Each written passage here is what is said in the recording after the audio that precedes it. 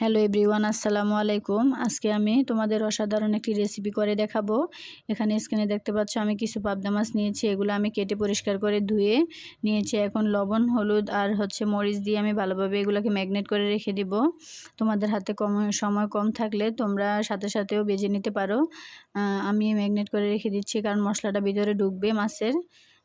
মাছটা খেতে ভালো লাগবে, এজন্য ম্যাগনেট করে রেখে দিলে ভালো হয়। পাশে আমি একটা চুলায় প্যান বসিয়ে দিলাম। এখন আমি পরিমাণ মতো সরিষার তেল দিয়ে দিয়েছি। তোমরা চাইলে সয়াবিন তেল দিতে পারো এ পর্যায়ে। এখন আমি আরেক জায়গায় একটা বাটিতে কিছু পরিমাণ টমেটো ধুয়ে নিচ্ছি। স্ক্রিনে দেখতেই পাচ্ছ যে কাঁচা টমেটো দেখা যাচ্ছে। এই টমেটোটা দিয়ে পাবদা মাছটা রান্না করলে খেতে অসাধারণ লাগে। আমি এখন রেগুলার সাইজ করে কেটে নিয়েছি।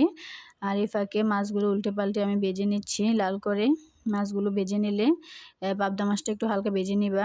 এখন আমি প্যানে সরিষার